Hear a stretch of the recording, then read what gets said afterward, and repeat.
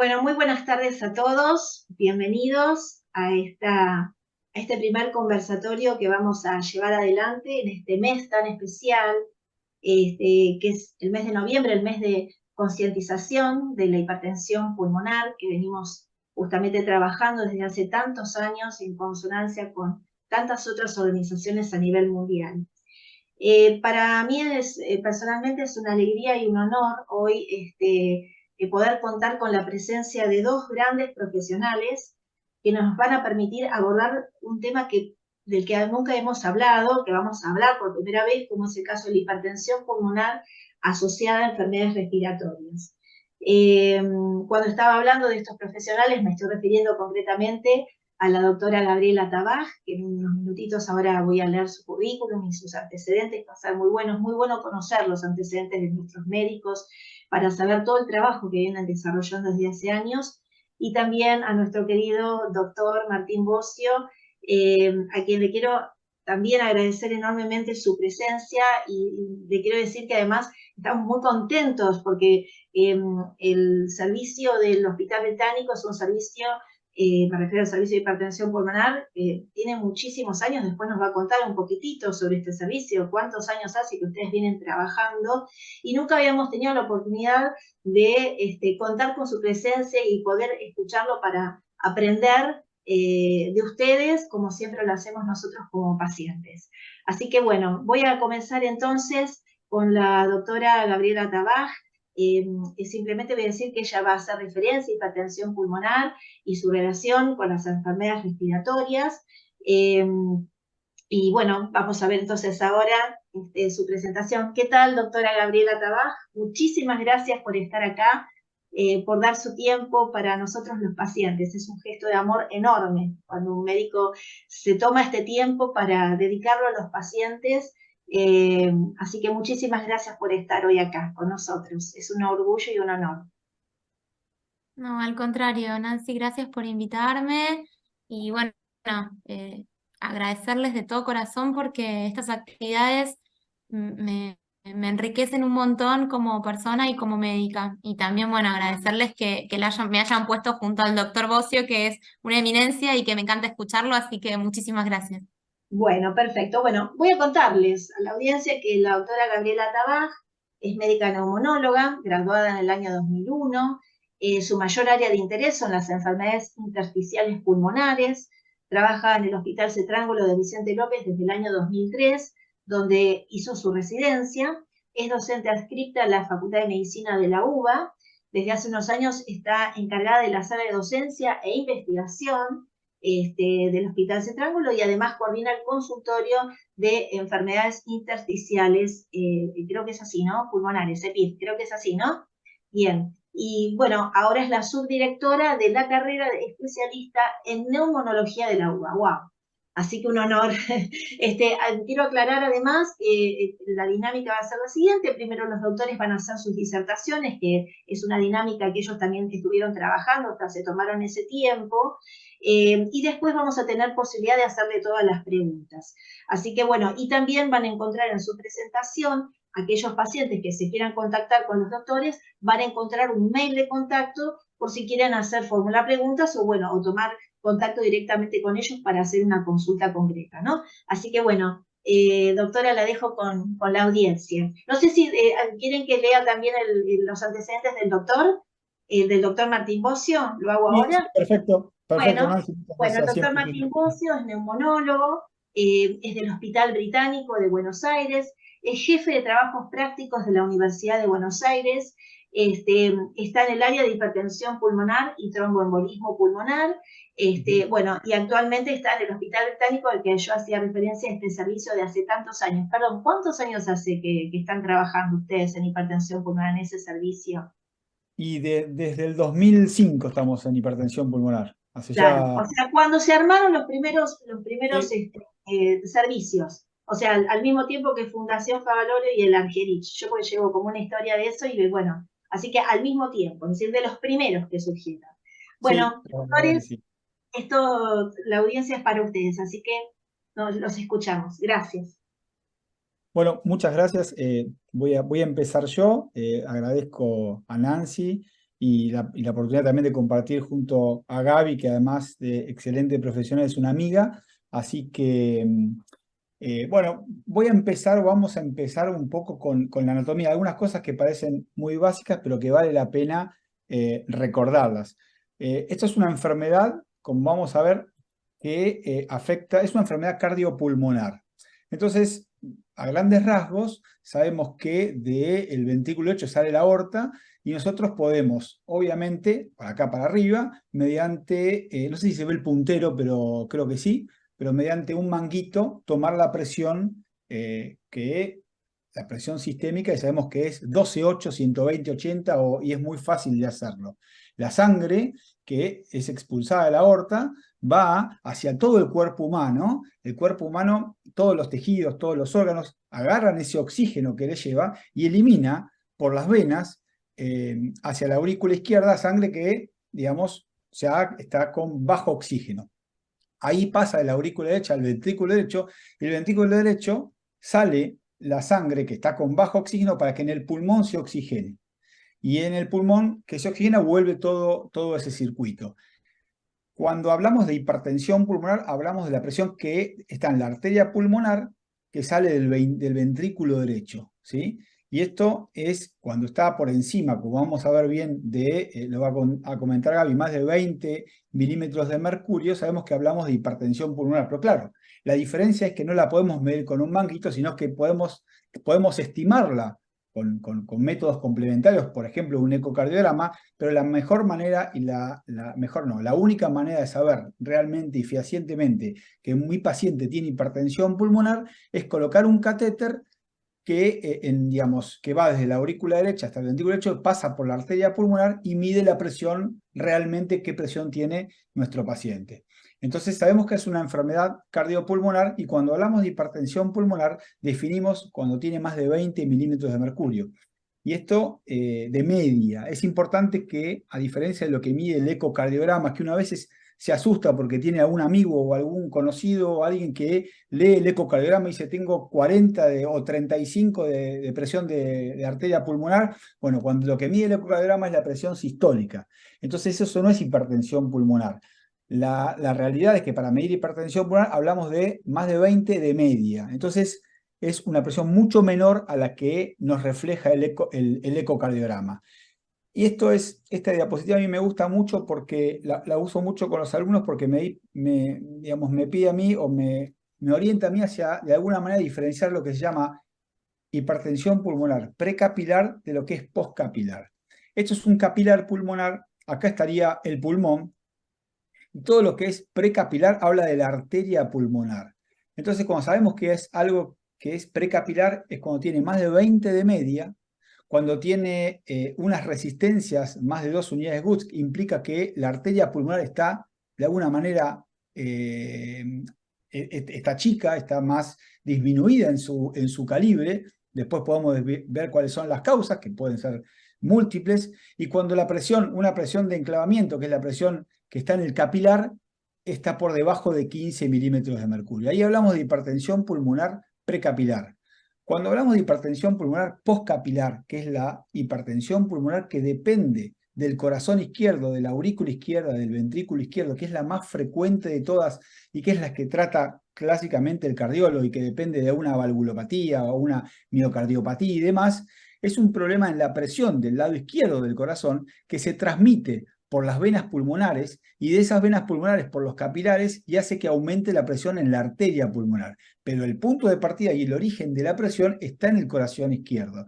Y eso, la definición es muy similar a la de hipertensión pulmonar precapilar, pero claro, es 20 de media, pero la presión de enclavamiento, la presión capilar, es más de 15. Claro, el problema está acá, está en postcapilar, está en las venas pulmonares a punto de partida del corazón izquierdo. Y eso claramente nos diferencia de lo que es precapilar y lo que es postcapilar. Y acá la causa de que vamos a hablar hoy en día, o que vamos a hablar en esta charla, es cuando hay un problema en el pulmón, ya sea por un enfisema importante o por una fibrosis, que es la que, digamos, de alguna manera aplasta esos capilares y da hipertensión pulmonar precapilar. La definición, como vamos a ver ahora y lo va a comentar Gaby después, es más de 20 de media, Cuando es precapilar, como dije recién, es más de 20 de media, menos de 15 de presión de enclavamiento, presión wedge y más de 2 unidades Wood de resistencias. Vamos a ver un pequeño videíto para entender un poco que es una enfermedad que se origina en el pulmón, se origina en las arterias pulmonares, en los capilares pulmonares, pero que afecta de manera, como consecuencia de la afección de los capilares y de las arterias pulmonares, afecta al corazón. A ver si De esta todos manera, lo pueden ver. este gráfico nos va a ayudar a entender cómo se remodela el corazón en los pacientes con hipertensión y con sobrecarga crónica de presión en esas cavidades derechas. Este es un corazón normal, que vemos que las cavidades son completamente normales y en el que vamos a poder ver mediante ecocardiografía cómo está el tamaño, cómo está la relación con el ventrículo izquierdo. Vemos el septo curvo, vamos a ver que no está hipertrófica la pared y vamos a ver cómo ese flujo pulmonar avanza correctamente a través de las cámaras cardíacas derechas. Sin embargo, conforme la enfermedad avanza, lo que vamos a ver en una fase inicial de compensación es cómo la pared libre del ventrículo derecho se hipertrofia, aunque no se dilata, la aurícula aún aguanta y no se dilata, y lo que vamos a ver es cómo este corazón tiene cierta rectificación del septo, con hipertrofia de la pared libre y con una cámara cardíaca derecha, unas cámaras cardíacas derechas de tamaño habitualmente normal.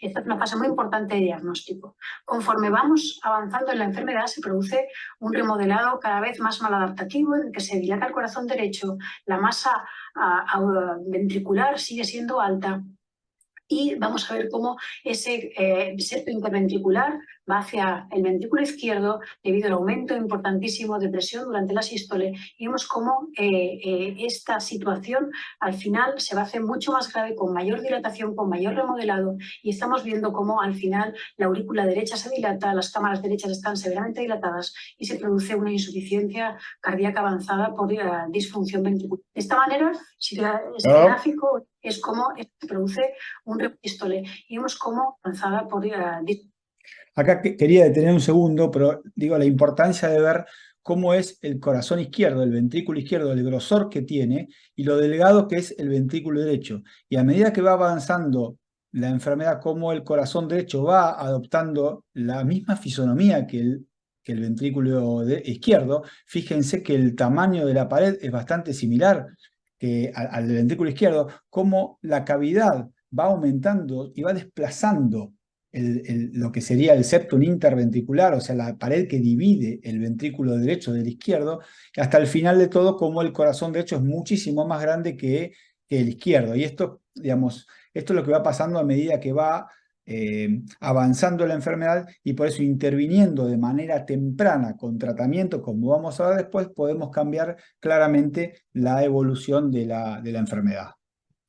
Entonces, para resumir esta primera parte, como dijimos recién, esto es una enfermedad que es arterial y que de alguna manera va aumentando, va produciendo la consecuencia en el corazón, aumentando la presión del lado derecho del corazón, y va engrosando su pared, va engrosando, se va dilatando para tratar de compensar ese aumento de la presión, y de alguna manera es la evolución natural de la enfermedad si uno la deja librada y sin tratamiento. Nos vamos a centrar, y esta diapositiva a mí me parece interesante, porque cuando hablamos de hipertensión pulmonar media, hablamos de que la media puede estar aumentada porque aumenta el gasto cardíaco, y eso es debido a otras enfermedades, por ejemplo, anemia o alguna enfermedad rara como fístulas arteriovenosas. Entonces hay un aumento del gasto cardíaco.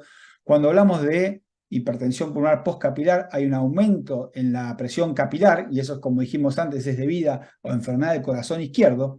Y cuando es un aumento puede aumentar la media por un aumento de las resistencias vasculares pulmonares, que es básicamente lo que nos vamos a centrar ahora. Puede ser por una trombosis pulmonar, eso es enfermedades pulmonares tromboembólicas crónicas, que no sería el caso, y sí sería el caso, y nosotros como médicos tenemos que tratar de diferenciar y darnos cuenta de si nuestro paciente con hipertensión pulmonar y grupo 3 con enfermedades pulmonares e hipertensión pulmonar, ese aumento de la media es por un estrechamiento de los vasos o una pérdida de los vasos pulmonares. Generalmente el EPOC y el enfisema o la fibrosis pulmonar, a medida que van avanzando, van destruyendo los alvéolos, va aumentando el componente intersticial, y eso va destruyendo los vasos pulmonares. Si eso va en concordancia el enfisema y la fibrosis pulmonar, que es lo que muchas veces pasa, bueno, es producto o consecuencia de la enfermedad de base y tenemos que optimizar y ponerle el enfoque en nuestra enfermedad de base, sea el enfisema o sea la fibrosis. Pero muchas veces nos encontramos que esa media está aumentada porque aumentan mucho las resistencias, y las resistencias no es solo por la pérdida de los vasos pulmonares, sino porque hay un estrechamiento de esos vasos. Y si encontramos eso, o lo deducimos por muchas variables que podemos hablar después, tenemos un lugar para el tratamiento, porque el tratamiento vasodilatador, si hay pérdida de los vasos pulmonares, no va a tener demasiado injerencia en nuestro tratamiento. Ahora bien, si es por estrechamiento de los vasos, abrir esos vasos nos va a dar probablemente un resultado mucho más satisfactorio, que es el que estamos buscando. No sé, Gaby, ahora si querés continuar con la clasificación. Sí, básicamente, o sea, lo que vamos a ver un poco, y esto aplica a toda la neumonología y a toda la medicina, a los médicos, y creo que a la mayoría de las personas nos encanta clasificar. Entonces, un poco pensar que el aumento de la presión en la arteria pulmonar no es una enfermedad de la mayoría de las veces en sí misma, no es un diagnóstico en sí mismo, sino es un fenómeno que sucede muchas veces a consecuencia de otras patologías. Y que como nos gusta clasificarlas, las vamos poniendo en diferentes grupos. El primer grupo es el que afecta a la arteria pulmonar per se, propiamente dicho, como explicaba Tincho, o sea, aquellos pacientes que el resto del corazón está bien, que no es que aumenta la presión porque la bomba no puede mover ese líquido. Y después tenemos por otras causas, ¿no? Tenemos diferentes grupos y ahora nos vamos a abocar básicamente a las que son del grupo 3 o las que están asociadas a enfermedad respiratoria crónica. Después tenemos asociadas a tromboembolismo crónico, o sea, a corazón izquierdo, o las que son de causa, digamos, poco esclarecida, o las misceláneas, o el grupo de las otras, digamos. Entonces, cuando nos enfocamos en este famoso grupo 3, que es el que vamos a hablar, que es el grupo del paciente respiratorio crónico, en donde uno puede pensar que la insuficiencia respiratoria crónica o la falta de oxígeno durante mucho tiempo es el responsable de dañar ese vaso pulmonar y que aumente la resistencia, pensamos en enfermedades como la EPOC, la enfermedad pulmonar obstructiva crónica, con o sin enfisema, las enfermedades restrictivas, que son aquellas que achican al pulmón, que generan disminución del volumen pulmonar, y el paradigma es la fibrosis pulmonar idiopática, pero también tenemos un montón de otras enfermedades intersticiales. Los síndromes de hipoventilación, que acá ya estamos ante otro tipo de paciente, en general son pacientes obesos, que tienen un trastorno en el centro respiratorio y que hace que respiren menos, entonces esa baja respiración puede generar hipoxia crónica, baja de oxígeno en los tejidos, aumentando esta resistencia, la altura per se y las alteraciones del desarrollo del pulmón. Entonces, enfocándonos un poquito más en cuáles son las enfermedades respiratorias que pueden cursar con hipertensión pulmonar, lo que más nos viene a la mente son aquellos pacientes con enfermedad pulmonar obstructiva crónica, la EPOC, esa enfermedad asociada en general a la combustión del humo del tabaco, pacientes fumadores, exfumadores, que puede o no tener enfisema, que se caracteriza por tener una obstrucción en la espirometría, o sea, cuando uno pide la espirometría, lo que vemos es que hay un problema en el flujo, en el volumen que mueve ese paciente en un tiempo dado, por eso es que hacemos siempre las maniobras de espirometría para poder diagnosticar la EPOC. Después el otro gran grupo de pacientes, que son los pacientes con fibrosis pulmonar, que acá el problema no está en el flujo de aire, sino en el volumen de aire, son patologías restrictivas, el pulmón es más chico. Tenemos la fibrosis pulmonar idiopática, pero también tenemos al resto, como las enfermedades intersticiales asociadas a las enfermedades autoinmunes, como esclerodermia, artritis reumatoidea, neumonitis por hipersensibilidad. Tenemos más de 200 causas de enfermedades intersticiales. Otro capítulo son los trastornos respiratorios del sueño. En general, en lo que es apnea obstructiva del sueño per se, la hipertensión pulmonar no es lo más común. Cuando tenemos hipertensión pulmonar y trastornos del sueño, lo que tenemos que pensar son síndromes de hipoventilación, que acá ya el tratamiento también es diferente. Pensar en las altitudes, ¿sí? Cuando hablamos de altitud, nosotros acá estamos al nivel del mar, pero cuando nos vamos más arriba de 2.000, de 3.000 metros sobre el nivel del mar, acá más del 5% de la población puede tener una alteración de la presión pulmonar. El desarrollo o no de la enfermedad va a depender de diferentes factores geográficos, genéticos. Se desconoce en realidad cuál es el impacto real de, digamos, de la altura en esas poblaciones. Y antiguamente la linfangiolidomiomatosis, que es una enfermedad rara que se ve en mujeres de edad fértil con quistes en el pulmón, se clasificaba la hipertensión pulmonar en el grupo de las misceláneas, pero hoy en día ya se clasifica en el grupo del grupo 3 de la patología respiratoria. Esto es un poquito, volviendo a lo que decíamos antes, lo que tenía que ver con los trastornos respiratorios del sueño e hipertensión pulmonar. Hay un síndrome que se llama síndrome de hipoventilación obesidad, que antiguamente se lo llama síndrome de Pickwick, por un personaje de una novela de Dickens, pero son personas que en general tienen mucha grasa abdominal, que tienen hipersomnolencia diurna, que tienen bajos niveles de oxígeno durante la noche y se asocian con muchísimo riesgo cardiovascular. Este tipo de entidad sí puede tener hipertensión pulmonar del grupo 3, no así el roncador con apneas del sueño. De todos modos hay que estudiar caso por caso. En todo este grupo 3, la clave y el pilar del tratamiento es optimizar el tratamiento de la enfermedad de base. Entonces, si el paciente tiene EPOC e hipertensión pulmonar, primero tratar full la EPOC. Lo mismo con la fibrosis y lo mismo con los trastornos del sueño. Y esto, bueno, lo va a explicar mucho mejor Martín que yo, pero tenemos como por un lado lo que tiene que ver con la afectación de la enfermedad respiratoria en sí misma y por otro lado la afectación vascular en sí misma. Y lo que vemos es que en general estos pacientes, ya sea con EPOC o con fibrosis pulmonar, como para tener los paradigmas, cuanto más avanzada está la enfermedad, mayor riesgo tienen de desarrollar hipertensión pulmonar. Pero que en general los valores son leves, o sea, los números, estas mediciones que explicaba Martín, son más chiquitos que en el paciente que tiene enfermedad del grupo 1. Cuando encontramos poco compromiso respiratorio de la enfermedad de base, pero mucho compromiso vascular, mucha hipertensión pulmonar, ya ahí estamos hablando de una hipertensión pulmonar severa y el tratamiento quizás puede ir por otro lado.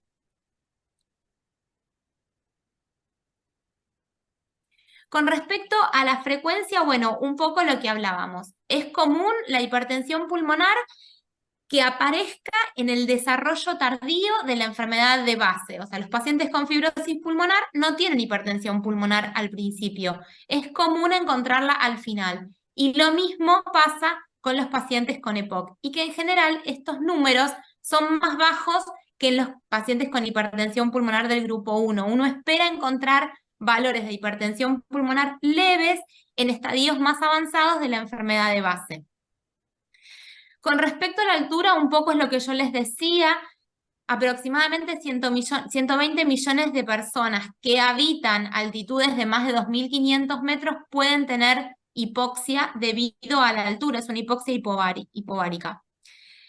Los habitantes de las grandes altitudes tienen en general mayor riesgo de desarrollar hipertensión pulmonar, así como el mal de montaña crónico, pero no obstante no se sabe en qué medida esta presión pulmonar elevada y puede asociarse o no con el desarrollo de insuficiencia cardíaca clínicamente significativa en estas comunidades. Y cuando vemos frecuencia, vemos que lo que tiene que ver con hipertensión pulmonar del grupo 1, ya sabemos, ustedes lo saben mejor que yo, que son enfermedades raras. Las del grupo 2 y las del grupo 3, o sea, las asociadas a enfermedades cardiológicas y a enfermedades respiratorias, ya no son tan raras, son enfermedades más frecuentes.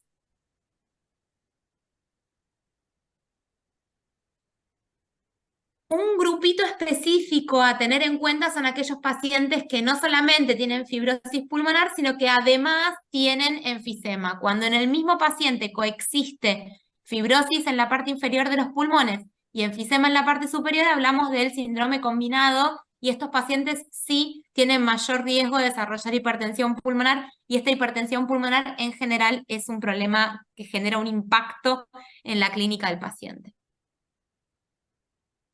Bueno, acá sí ya te dejo, Tincho, para seguir con el tema de diagnóstico.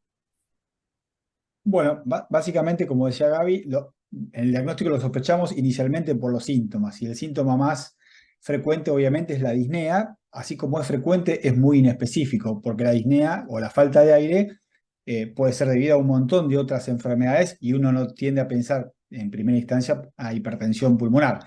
A medida que va progresando la enfermedad, se agrega la fatiga, las palpitaciones, pueden tener dolor precordial, pueden tener síncope o pérdida de conocimiento, desmayos, y en muy avanzados casos, síntomas compatibles con edemas e hinchazones que tienen que ver con la falla básicamente del ventrículo derecho, lo que llamamos insuficiencia cardíaca derecha.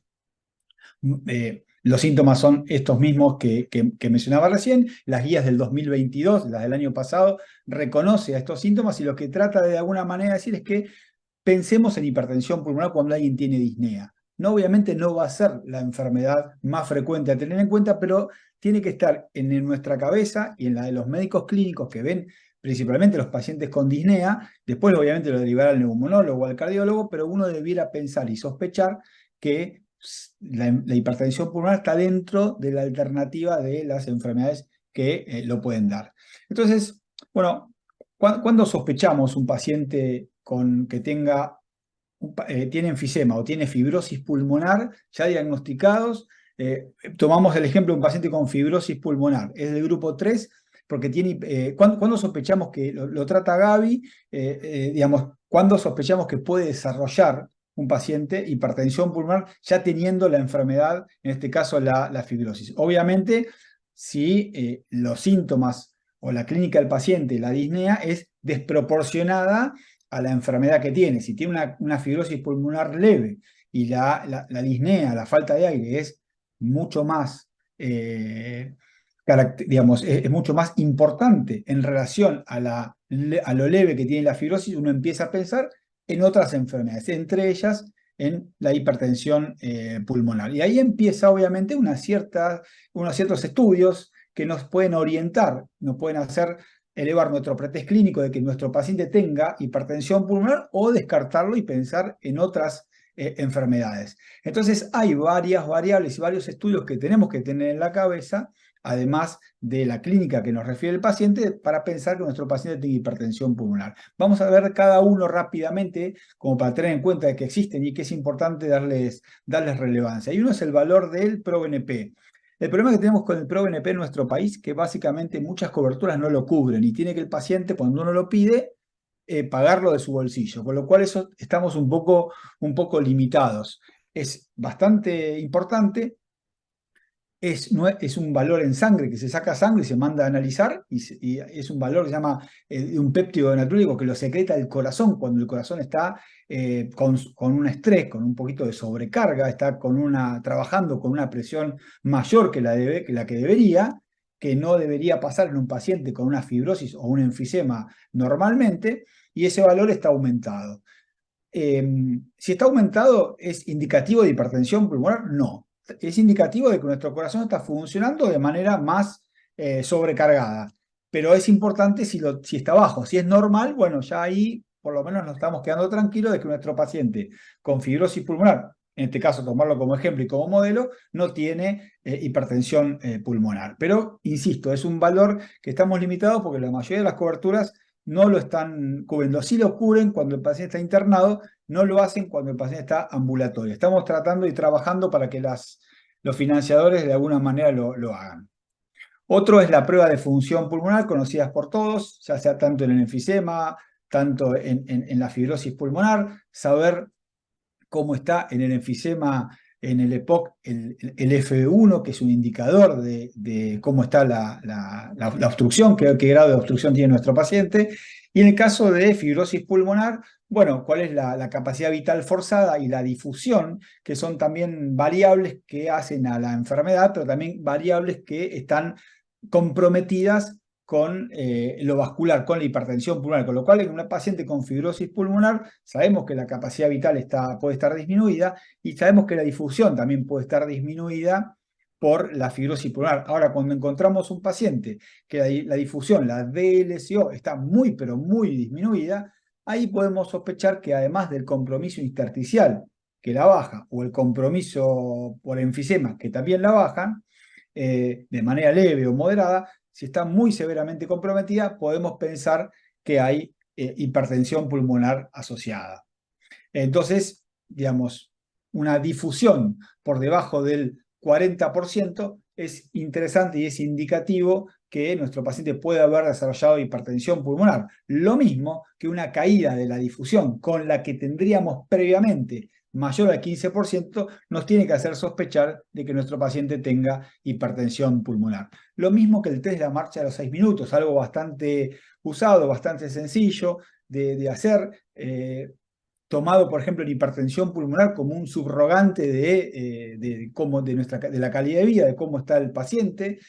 Lo hacemos frecuentemente en hipertensión pulmonar, pero también se tiene que hacer y se hace ya sea en enfisema y en fibrosis pulmonar. Entonces, bueno, si el paciente se somete a un test de la caminata y refiere más disnea, camina menos metros y la saturación se hace más frecuente y más importante y más evidente, es otro elemento que nos debe hacer sospechar de que nuestro paciente con fibrosis o con enfisema puede haber desarrollado la hipertensión pulmonar. Lo mismo que en la tomografía. A los pacientes con fibrosis pulmonar, uno los va siguiendo y los va evolucionando, y el diagnóstico incluso muchas veces lo puede hacer sin biopsia, simplemente con la tomografía computada, y es fácil de ver cómo está la arteria pulmonar. Entonces ahí una medición sencilla que uno puede hacer, cómo está el tamaño y cuántos milímetros mide la arteria pulmonar, si está aumentada de tamaño, nos puede hacer sospechar que también nuestro paciente tiene hipertensión pulmonar. Fíjense acá bien cómo se mide, trazando simplemente una línea. Lo podemos hacer con un papel en el consultorio nosotros los médicos y ver si la arteria pulmonar es mayor que la aorta, cuando normalmente la aorta tiene que ser más grande que la arteria pulmonar. Y esto es un estudio muy fácil de hacer. Lo mismo ver cómo está nuestro ventrículo derecho en función del ventrículo izquierdo. Normalmente, por supuesto, y como les dije al principio, el izquierdo es mucho más grande que el derecho y es fácil de observarlo. Acá se puede ver bien, fíjense esta arteria bien contrastada, cómo está ligeramente aumentada en relación a la aorta. Y el dato quizás, o el estudio que más nos ayuda, pero como vamos a ver no es el único, es el ecocardiograma. El ecocardiograma nos habla de la probabilidad de que nuestro paciente tenga hipertensión pulmonar. Y eso va a ser en función de varias mediciones, ¿no? Varias mediciones que hace durante el estudio, en este caso el ecocardiografista o el cardiólogo que lo esté realizando. Simplemente no hay que mirar, y esto como un dato importante, no hay que asustarse a los pacientes o mismo un paciente cuando ve su ecocardiograma, el valor de la presión de la sistólica arteria pulmonar. Eso yo creo que es un mensaje importante a tener en cuenta. Uno a veces mide el valor, lo compara con el anterior, lo compara con el otro, y fíjese que a veces tienen 60, 70, y bueno, no es tan importante y no refleja eso realmente como está el paciente con hipertensión pulmonar. Solamente el ecocardiograma habla de una probabilidad de que mi paciente la tenga, y hay otras variables que son herramientas desde la ecocardiografía, como por ejemplo, ve cómo está el tamaño del ventrículo derecho, ve cómo funciona en función de, perdón la redundancia, varias otras variables que ayudan a ver, con un margen de error, por cierto, cómo está ese ventrículo derecho y cómo está funcionando. Bueno, eso tiene un margen de error. Entonces, no hay que centrarse en la sistólica, perdón que insista con esto, y este es un trabajo, no es para que lo vean y menos para analizarlo, pero simplemente que cada puntito intenta comparar un cateterismo con un ecocardiograma, y uno ve que realmente no hay una buena correlación entre el cateterismo, que es la medición, como decíamos antes, exacta de la presión de la arteria pulmonar, con el ecocardiograma y con su estimación. Entonces, sobre todo en pacientes con EPOC y sobre todo en pacientes con fibrosis pulmonar, porque tienen de alguna manera lo que llaman los ecografistas una ventana diferente, y les cuesta hacer todas estas mediciones más que un paciente que no tiene ninguna de estas dos enfermedades. Con lo cual es importante tener en cuenta que es un estudio que nos permite y nos ayuda mucho, nos orienta, nos da un montón de información, pero no es patognomónico y diagnóstico de nada. Me ha pasado muchas veces de ver ecocardiogramas con pacientes que tienen una sistólica en la pulmonar de 60, 70 y después medir al paciente por un cateterismo y que no tengan hipertensión pulmonar. Entonces, digo, son varias variables que uno tiene que evaluar y es algo que decía Gaby al principio. Uno tiene que sospecharlo, que un paciente pueda tener hipertensión pulmonar cuando tiene los síntomas, como dijimos antes, y después con una sumatoria de estudios, no con un solo estudio, sino con una sumatoria de estudios que van de alguna manera orientando a que el médico oriente o piense que nuestro paciente puede tener o no la enfermedad. Y una vez que, bueno, hago varios de estos estudios, el paciente tiene falta de aire, tiene un ecocardiograma que es compatible con hipertensión pulmonar por no la sistólica, sino por varias otras variables. Y tengo una difusión o una DLCO que está muy por debajo de lo que estaba anteriormente. Bueno, ahí me decido y sí, bueno, tengo que certificar que el paciente tenga hipertensión pulmonar y la única manera de saberlo, como decíamos al principio, es haciendo el cateterismo. Entonces, si hacemos el cateterismo y tiene hipertensión pulmonar, como decía Gaby, ahí va a depender de qué valores encuentro digamos, en la presión media, en las resistencias vasculares.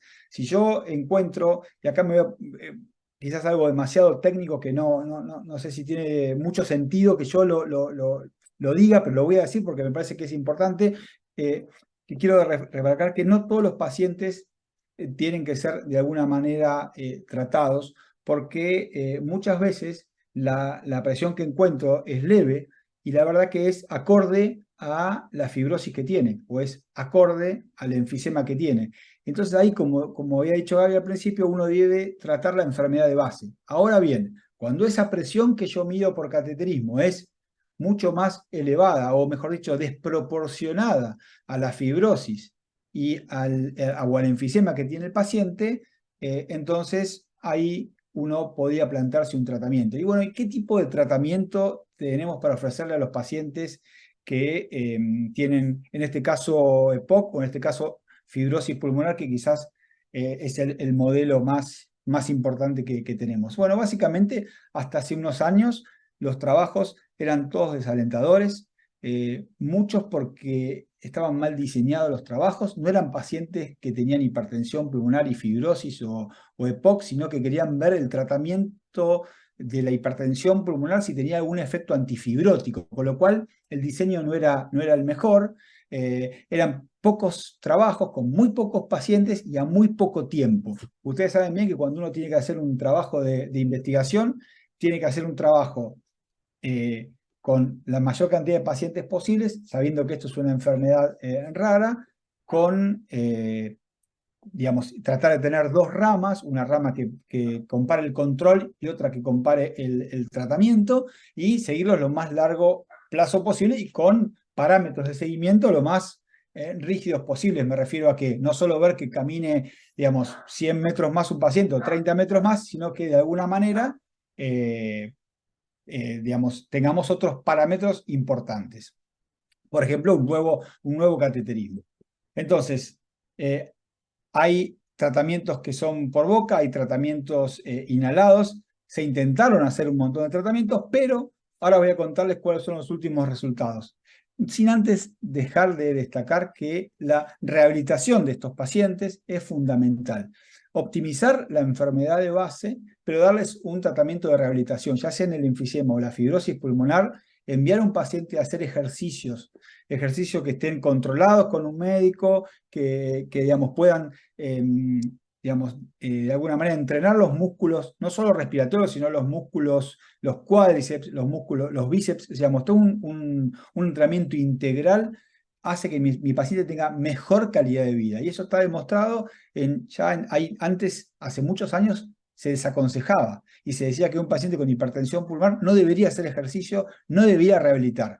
Hoy en día ya está súper claro y hay trabajos con muchos pacientes en muchos países de Europa se hizo, en donde es un estándar de cuidado. Uno tiene un paciente con hipertensión pulmonar y tiene que mandar a hacer ejercicio. Tiene que mandar a hacer un ejercicio controlado al principio para saber qué carga puede utilizar, para saber cómo lo puede hacer, con qué tiempo, si necesita o no oxígeno para hacerlo. Todos esos cuidados uno tiene que tener controlado. Una vez que tenga eso, uno debería hacer ejercicio como si fuera un trabajo que uno tiene todos los días. Creo que es importante remarcarlo.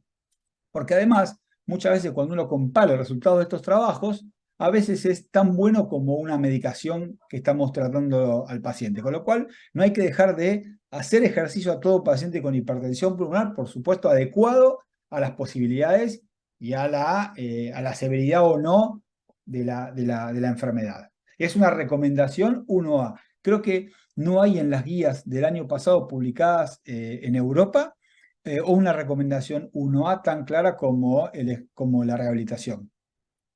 Lo segundo es importante, ¿qué pasa con el oxígeno? Bueno, el oxígeno ya hay trabajos de hace 50 años que no se volvieron a repetir porque fue contundente.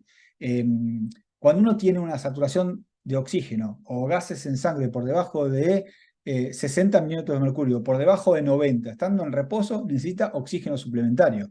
Ahora, cuando uno desatura, cuando camina o cuando desatura a la noche, por ahora no hay ningún trabajo que haya demostrado que si le damos oxígeno a un paciente que cuando camina desatura, tenga algún tipo de beneficio. Hasta ahora el único beneficio es cuando el paciente en reposo tiene por debajo de 90 de saturación y ahí sí se va a beneficiar con oxígeno. Y esto es extrapolado a estos trabajos de hace muchos años en pacientes con EPOC. No hay trabajos con hipertensión pulmonar, pero se extrapola esos datos a los pacientes con hipertensión pulmonar. ¿Qué pasa cuando uno, y nos pasa muy frecuente, bueno, el paciente quiere viajar y puede viajar sin ningún tipo de problemas? La verdad es que un paciente que, ustedes saben que en el avión, cuando uno va viajando, vamos hablando de un vuelo largo a Europa o a Estados Unidos de 10 horas, por ejemplo, cuando uno va en el avión, lo que hace la cabina es presurizar. ¿Y cuánto presuriza? Es como si estuviéramos en una montaña a 2.500 metros de altura. El único avión que presurizaba menos era el Concorde, que se dejó, no sé por qué, pero creo que no era costo efectivo, dejó de volar.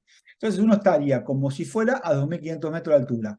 Pero es importante que la presión de oxígeno en el avión baja, porque la presión barométrica obviamente baja en una montaña. Entonces baja la oxigenación. Pero si uno satura bien en reposo, no tiene ninguna necesidad de usar oxígeno. Ahora, si uno ya de base necesita oxígeno, por supuesto tiene que tomar el recaudo de antes de comprar un pasaje, saber que esa aerolínea le va a cubrir o le va a dejar llevar el oxígeno, porque no todas lo hacen. Y eso es importante tener en cuenta. Ahora, hay un gap o hay un grupo de pacientes que están saturando entre 90 y 92, 93 y que preguntan, ¿qué hago? Porque me va a bajar la saturación. Bueno, hay un test que se llama test de simulación de vuelo, que se hace en Argentina, y que lo que hace es, se simula como si una persona está en el avión y, bueno, se hace respirar a una fracción inspirada de oxígeno que no es 21%, sino que es menor, es 15%, y se ve cómo se comporta la saturación. Y de alguna manera puede saber con mayor seguridad si va a necesitar oxígeno o no durante el vuelo, con lo cual es algo para tener en cuenta. Entonces, los tratamientos, como vamos a ver, y no quiero ser reiterativo, hay varios trabajos, hay muchos ensayos, la mayoría, como decíamos antes, los resultados fueron desalentadores, pero está el famoso, que ya lo conocen bien, es el sildenafil. Hasta ahora, el sildenafil, tanto en EPOC como en este metaanálisis de fibrosis pulmonar e hipertensión pulmonar, ha demostrado tener un beneficio, ha demostrado tener una mejora en la sobrevida. Si bien es un metaanálisis, o sea, vieron varios trabajos y nos analizaron de manera retrospectiva todos en conjunto, no tienen la misma suficiente fuerza como un trabajo diseñado, como habíamos dicho antes, de dos grupos. Por ahora y hasta ahora lo que está escrito es que el sildenafil hasta ahora es un tratamiento seguro y uno podría intentar probar de tratar a este grupo de pacientes con fibrosis pulmonar o con EPOC y ver cuál es la evolución de nuestros pacientes, teniendo en cuenta que a veces puede bajar un poquito la presión de oxígeno, puede bajar la saturación, pero el beneficio, si uno lo obtiene, vale la pena correr y darle un poquito de oxígeno al paciente o tener cuidado, pero en algún punto se beneficia bajando las resistencias que veíamos al principio y mejorando de alguna manera que nuestro corazón trabaje de una manera más eficiente. ¿Y qué pasa con los prostanoides, que son las famosas prostaglandinas? ¿Por qué salto a esto y no hablo de los inhibidores de endotelina, el ambrisentan y demás? Porque hasta ahora no han demostrado tener ningún tipo de beneficio, y el macitentan no tuvo ningún beneficio. Si bien es seguro, no hay trabajos que lo avalen, y el ambrisentan, cuando se intentó dar y se analizó el subgrupo de pacientes que lo recibieron con hipertensión pulmonar y fibrosis, se tuvo que parar el ensayo porque los pacientes tenían complicaciones y efectos adversos, con lo cual no está indicado en este grupo de pacientes. Entonces, pasamos a los prostanoides, que como sabemos se pueden dar vía endovenosa o vía oral, y lo que se ensayó, teniendo en cuenta que, por ejemplo, en fibrosis pulmonar, sabiendo que es una enfermedad básicamente del pulmón, se intentó dar de manera inhalatoria y ver cuál era el resultado. Entonces se publicó hace un par de años este trabajo llamado INCREASE, que no me voy a detener mucho, pero lo que sí le voy a contar, que los pacientes que recibieron, fue un trabajo a 4 meses, pero los pacientes que recibieron la droga inhalada caminaron más, 30 metros más, que los pacientes que no la recibieron. Y es un dato bastante, yo diría, no bastante, muy optimista, porque hasta este momento, no, como decíamos antes, las drogas que se intentaron probar no habían tenido resultados. Esta sí tuvo resultados, el trabajo se sigue. Y además, algo importante para los pacientes con fibrosis pulmonar, también tuvo un efecto en un análisis que se hizo después del trabajo, que no era un análisis buscado, pero que se vio, que también mejoraba la capacidad vital. Se está haciendo un trabajo que está corriendo básicamente para ver qué pasaba con la capacidad vital de los pacientes con fibrosis pulmonar, porque más allá que mejoraban los metros caminados, también mejoraba la capacidad vital. Entonces, a modo de resumen, para no aburrirlos más, es importante sospechar, ya sea en fibrosis o en EPOC, los pacientes con hipertensión pulmonar, si tienen incremento de los síntomas, si tienen mayor requerimiento de oxígenos, mientras que la capacidad está estable y la tomografía está estable y los pacientes se sienten peor, uno tiene que pensar en esta enfermedad. Y un dato importante con respecto al embarazo, en líneas generales, bueno, porque a veces nos preguntan muchas digamos, mujeres, bueno, qué hacer, y uno la verdad que desaconseja el embarazo, sobre todo en las mujeres jóvenes, que muchas tienen es el grupo de más foco que uno hace con hipertensión pulmonar, porque lo que ha demostrado que durante el parto o durante la cesárea programada se corre riesgo, y uno debería desaconsejar. Si bien están disminuyendo, están mejorando el manejo y las cifras en cuanto a mortalidad, sigue siendo todavía, digamos, la recomendación es desaconsejar el embarazo, excepto en un grupo de pacientes que no tienen que ver con la fibrosis, no tienen que ver con el EPOC, sino que son las pacientes que se llaman vasorreactivas, ¿no? Que tienen un test de vasorreactividad, que después lo podemos charlar, que es positivo, y ahí no habría demasiados problemas y uno podría acompañar muy de cerca a los pacientes, hacer una cesárea programada, pero con cierto grado digamos, de tranquilidad, que no habría ningún tipo de inconvenientes. Así que, a modo de conclusión, y quedamos abiertos con Gaby a las preguntas, la hipertensión pulmonar en este grupo 3 es el segundo en frecuencia después de la hipertensión pulmonar postcapilar o secundario a enfermedades cardíacas, con lo cual hay que pensarlo. Los dos modelos más importantes de toda la lista que dijo Gaby son el EPOC y la fibrosis pulmonar. El EPOC es muy prevalente, la fibrosis pulmonar es mucho más prevalente que la hipertensión pulmonar, no el EPOC. Hay que manejar las comorbilidades, y eso incluye a la hipertensión pulmonar, hay que pensarlo, y en los pacientes que uno crea necesario hay que tratarlos. Y bueno, básicamente, si un paciente, si uno lo sospecha, pedir el ecocardiograma, pedir el ProBNP, pedir los estudios de función pulmonar, pedir la caminata.